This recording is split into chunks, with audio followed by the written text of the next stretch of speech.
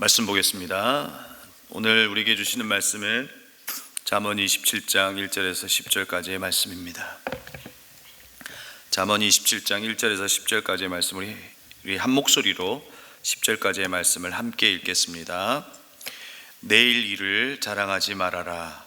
하루 사이에 무슨 일이 생길지 알 수 없다. 내가 너를 칭찬하지 말고 남이 너를 칭찬하게 하여라. 칭찬은 남이 하여 주는 것이지 자기의 입으로 하는 것이 아니다.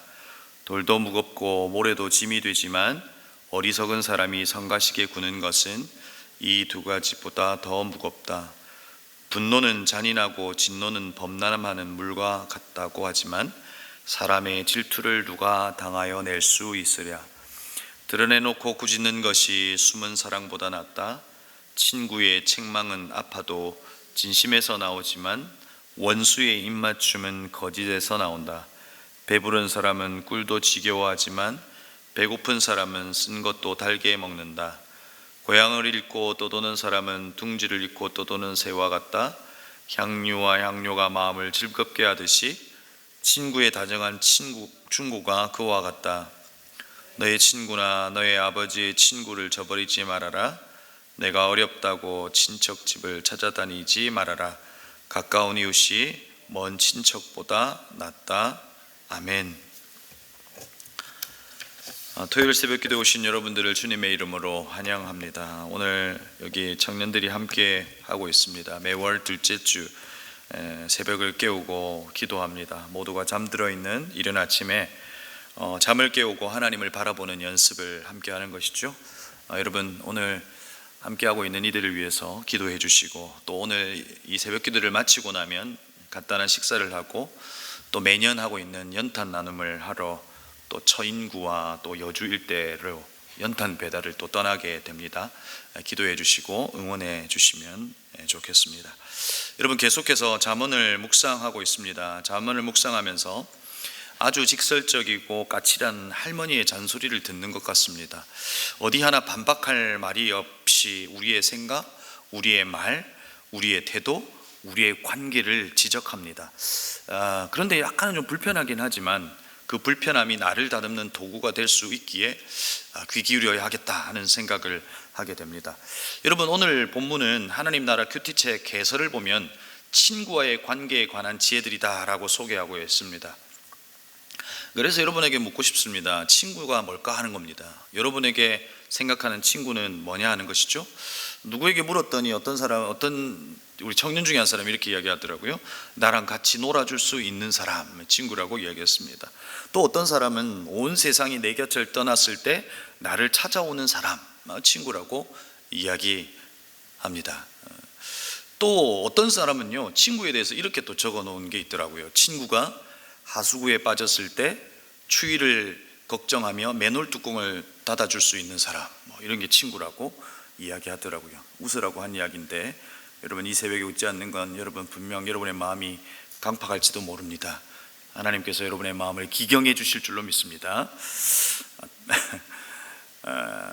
네, 여러분 가끔 이제 나이가 들어가면서 우리는 친구가 그리울 때가 있습니다.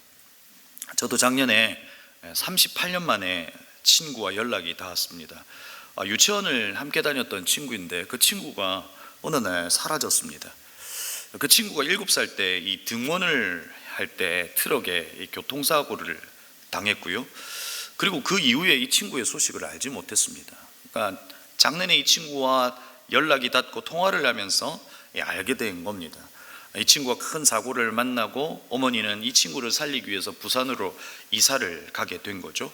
수술과 재활을 통해서 이제 장애를 가지고 있지만 많이 회복해서 살아가고 있다고 하는 이야기를 들었습니다. 그리고 그 어머니는 이 어린아이를 사람 구실하게 하겠다고 이 초등학교를 업고 다니면서 지금은 그 어머니의 무릎이 다 나갔다, 이런 등등의 이야기도 함께 나눌 수 있었습니다. 그러면서 이 어머니는 장애를 가지고 있는 이 아이를 데리고 고향에 오는 것이 이렇게 힘들었나 봅니다. 그래서 38년 동안 2번인가 밖에 고향에 오지 않았으니 우리가 그 친구의 소식을 몰랐던 겁니다. 그런데 이 친구가 장애인 시설에서 이 교사로 있는데 그 시설에 있는 한 분이 저의 이제 고향 교회 선배 누나였던 겁니다. 이런저런 이야기를 하다가 이제 연결이 되어서 저에게 연락이 온 겁니다. 모르는 번호가 전화가 걸려온 겁니다. 그 친구의 첫 마디가 내다였습니다. 여러분 아시나요? 경상도 사람들은요 그렇게 길게 이야기하셨습니다. 내다. 누구시죠? 그랬더니 만석이 그러면서 이제 그 친구의 존재를 알게 되고 38년 만에 친구의 만남이 성사되었습니다. 장애를 입었지만 그는 시인이 되어 있었고, 불교 집안이었지만 그는 예수를 만나고 교회를 다니고 있었습니다. 늘 궁금했던 친구와의 통화 속에서 어딘가에도 나를 응원해주는 어떤 한 사람이 있겠구나 하는 생각이 들었습니다. 친구란 그런 게 아닌가 싶습니다. 나의 재력, 생김새, 나의 어떠함이 그 친구에는 결코 중요한 것이 되지 않는 게 친구다 하는 생각을 하게 된 거죠. 여러분, 오늘 말씀 속에서도 친구와의 관계 속에서 관한 지혜라고 이야기합니다.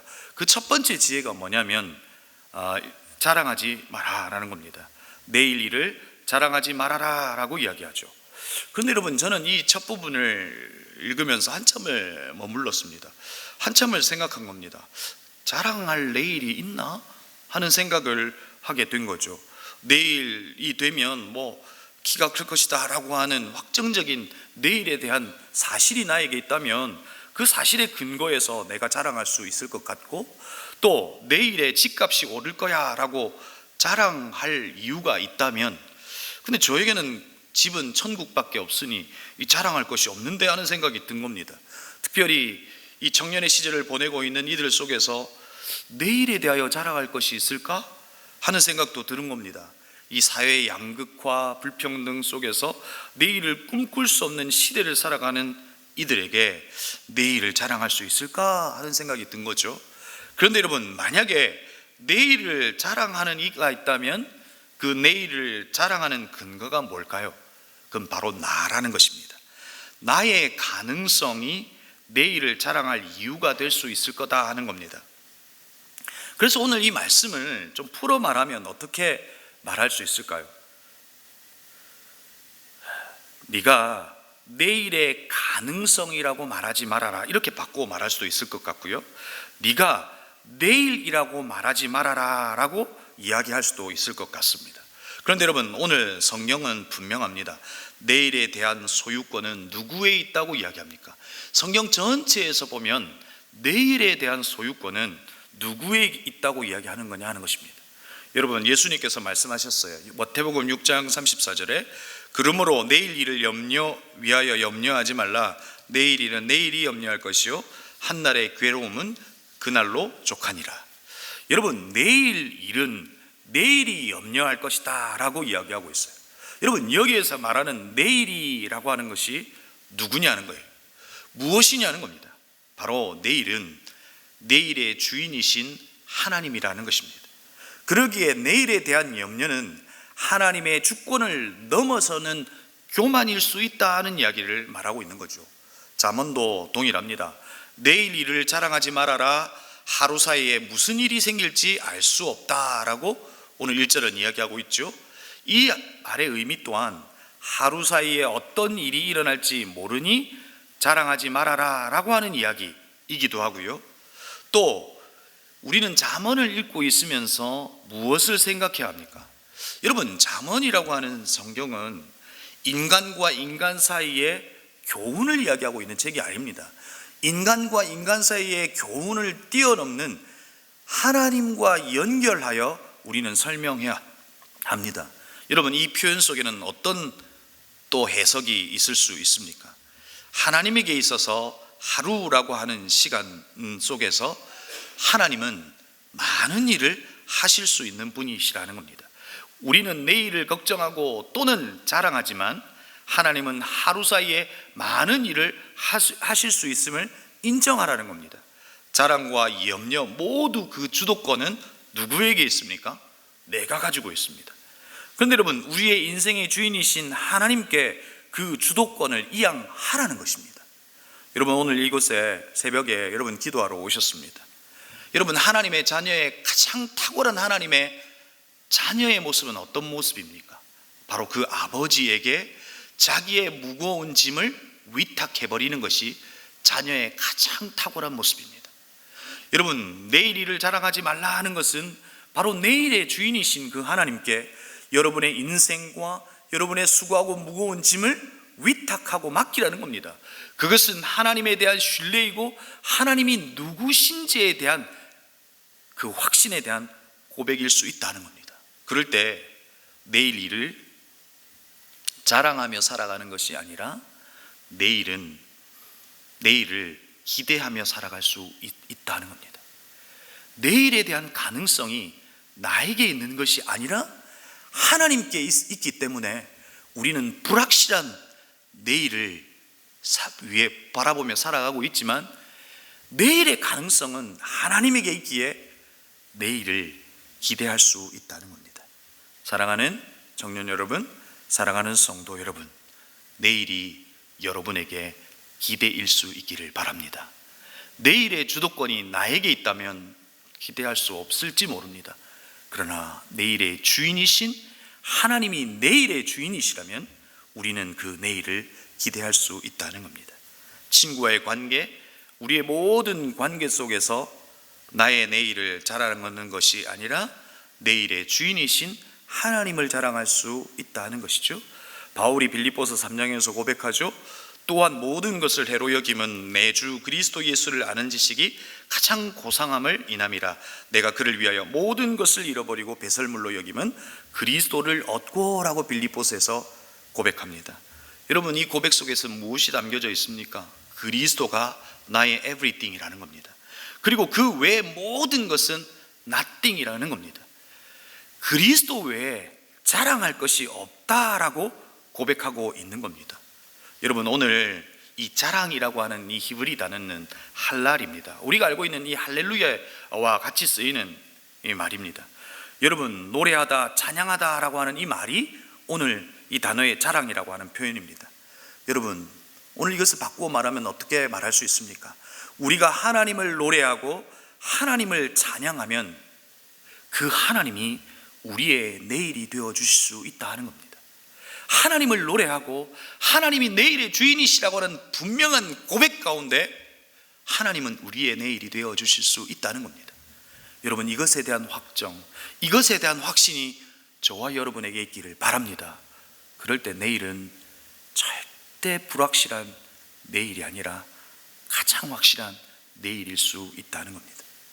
여러분, 두 번째는 칭찬에 대한 이야기를 하죠.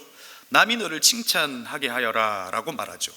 여러분, 이것도 사실상 하나님과 연결하여 설명해야 합니다. 우리가 열심히 일하고 칭찬할 거리를 만들어 칭찬받는 사람이 되라 라고 이야기하는 것이 아닙니다. 여러분, 저도 저를 돌아보면 누군가에게 인정받으려고 하는 욕구가 내 안에 참 많구나 하는 생각을 합니다. 오늘 이 새벽에도 이 설교를 하고 있으면서도 설교를 잘했으면 좋겠습니다.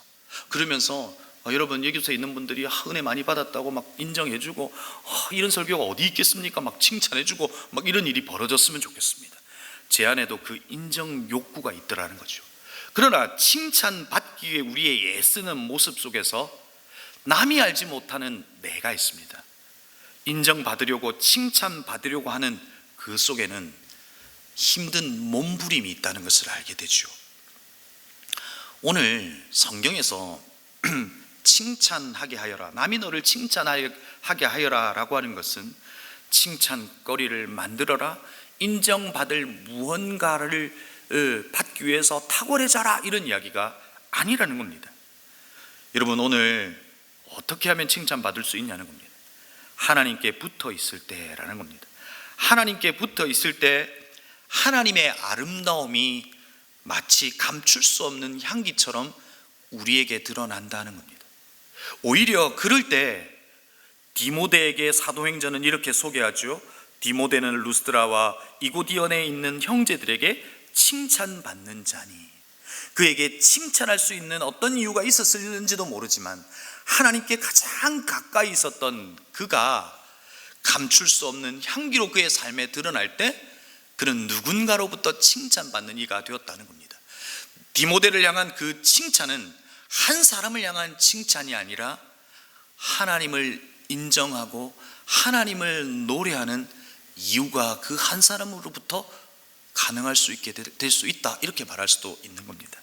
사랑하는 성도 여러분, 남이 여러분을 칭찬할 수 있기를 바라되 그것은 나의 어떠함이 아니라 그분께 붙어 있을 때 그분의 향기가 우리 안에 드러나 그분이 우리 안에 드러날 때 그것이 여러분의 칭찬이 될 수 있기를 바랍니다.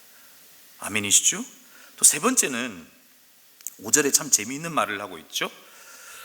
드러내놓고 꾸짖는 것이 숨은 사랑보다 낫다. 친구의 책망은 아파도 진심에서 나오지만 원수의 입맞춤은 거짓에서 나온다.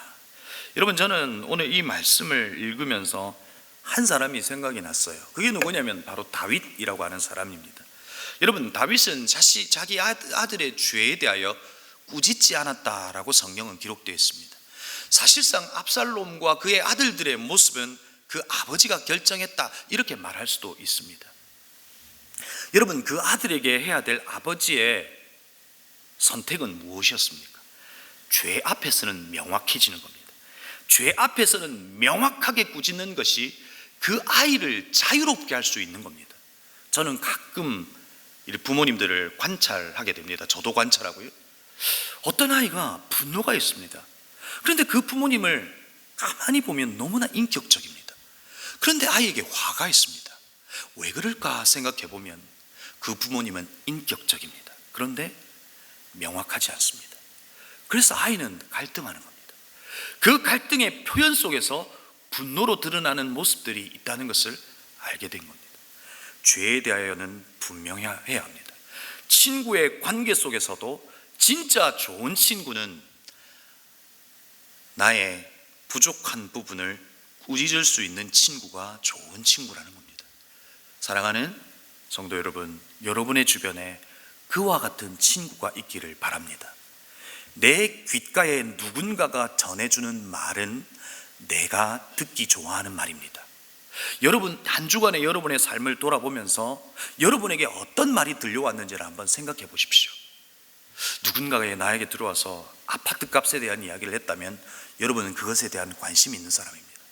누군가가 나에게 전해와서 씨에 대한 이야기를, 허물에 대한 이야기를 막 하는 것을 들었습니다. 여러분, 그것은 내가 그것을 듣기 좋아하는 사람입니다. 그런데 누군가가 나에게 와서 나를 꾸짖어 주었다면 여러분, 그 사람이 진짜 좋은 여러분의 친구일 수 있다는 겁니다. 그러면 여러분, 반대로요, 나는 그러면 그런 친구인가 하는 겁니다. 그럼 어떻게 하면 나는 그런 친구가 될 수 있냐 하는 겁니다. 여러분, 아무렇게나 살면 꾸짖을 수 없습니다. 자기도 그렇게 할 수 없으니까요. 여러분, 하나님의 진리 안에 분명하게 살아가는 사람만이 그 꾸짖음을 할 수 있는 사람일 수 있다는 겁니다. 하나님과의 깊은 관계 속에서 명확한 기준과 진리 안에 있는 사람만이 그 꾸짖음이 가능할 수 있다는 겁니다. 여러분은 바로 그와 같은 친구가 되기를 바라고, 또 그 친구가 여러분의 가까이에 있을 수 있기를 바랍니다. 여러분, 오늘 계속해서 성경은 10절에서 이렇게 말합니다. 너의 친구나 너의 아버지의 친구를 저버리지 말아라. 의리에 대한 이야기입니다. 그리고 네가 어렵다고 친척의 집을 찾아다니지 말아라. 이것은 무엇입니까? 너의 도움은 하나님에게 있다, 사람에게 있지 않다는 이야기를 하고 있는 거죠. 그리고 마지막은 가까운 이웃이 먼 친척보다 낫다 하는 이야기를 하고 있는 겁니다. 공동체에 대한 이야기입니다. 너의 허물을 알고 너의 모습을 알고 있는 그 공동체가 너의 친척보다 훨씬 나을 수 있다 하는 이야기로 오늘 성경은 마무리하고 있습니다. 사랑하는 성도 여러분, 오늘 이 말씀을 통해서 우리가 무엇을 기억해야 합니까? 내일의 주인은 하나님이십니다. 모든 주권이 하나님에게 있다라고 하는 그 확실한 고백 속에서 내일에 대한 염려와 내일에 대한 자랑이 아니라 그분이 내일의 주인이시라고 하는 그 확신 속에서 내일을 기대하는 저와 여러분이 되기를 바랍니다. 누군가에게 들려오는 이야기가 있다면 여러분을 꾸짖을 수 있는 그 친구가 진짜 친구라고 하는 사실을 기억하실 수 있기를 바랍니다. 또한 가까운 이웃이 먼 친척보다 낫다. 여러분, 공동체 안에 갈등도 있을 수 있습니다. 어려움도 있을 수 있습니다. 누군가에게 꾸짖음도 있을 수 있습니다. 불편함도 있을 수 있습니다. 그러나 나를 담아내고 있는 그 공동체가 있음이 우리에게는 얼마나 감사한지 모릅니다. 그래서 오늘 우리는 바로 이 말씀을 기억하면서, 하나님, 오늘 우리가 그 공동체의 일원이 되게 하시고 바로 그 공동체가 되게 해달라고 하는 그 기도 또한 우리 속에 있어야 할 겁니다. 오늘 이 새벽에 나오신 저와 여러분이 내일의 주인이신, 그리고 우리의 모든 관계 속의 중심이신 그 하나님을 확정하고 고백하고 기도하는 이 새벽이 되기를 주의 이름으로 축복합니다. 기도하겠습니다. 오늘 이 시간 함께 기도하고 싶은 건 말씀을 기억하며 기도하는 겁니다. 사랑하는 성도 여러분, 사랑하는 청년 여러분, 내일에 대한 두려움 가운데 있으신가요? 내일을 꿈꿀 수 없어 나는 마치 피해자인 것처럼 느끼고 살아가지는 않습니까? 그런데 왜 여러분 그렇게 생각합니까? 내일의 주인이 하나님이 계신데요. 우리의 가장 확실한 분이 하나님이신데요. 그러면 그 하나님 붙들면 내일을 자랑하거나 혹은 내일을 염려하는 게 아니라 내일을 기대할 수도 있지 않을까요? 내 인생을 허락하셨다면, 내 인생을 책임져 주시는 분이 내일이시라면 내일을 기대할 수 있지 않을까요? 오늘 이 시간 말씀을 기억하며 기도하십시다. 하나님, 내일이 나에게 기대가 되게 하시고, 오늘 내가 할 수 있는 가장 탁월함이 있다면 내일을 걱정하는 것이 아니라, 내일을 자랑하는 것이 아니라 내일의 주인이신 그분께 모든 것을 맡기게 하여 주옵소서. 그럴 때 하나님이 내 인생을, 나의 내일을 책임져 주시는 것을 경험하게 하여 주십시오. 내가 내일의 주인이신 하나님을 노래하고 찬양할 때 하나님이 나의 내일이 되어 주시는 것을 경험하게 하여 주옵소서. 말씀을 기억하며 기도하십시다. 두 번째 기도하고 싶은 것은 모든 주일의 예배 가운데 예배를 위해서 기도하십시다. 여러분, 하나님, 모든 예배 가운데 하나님의 임재를 경험하게 해주십시오. 하나님을 만나는 자리가 되게 하시고, 하나님의 말씀이 나를 재창조하고 나의 무질서와 공허를 질서와 체험으로 바꿔내시는 하나님의 놀라우신 은혜가 모든 예배 가운데 있게 달라고 기도하시고, 여러분이 가지고 오신 기도의 제목, 그리고 여러분의 목장 식구들의 그 중보 기도의 제목을 가지고 오늘 시간 합심으로 이 새벽에 함께 기도하시겠습니다. 기도합니다.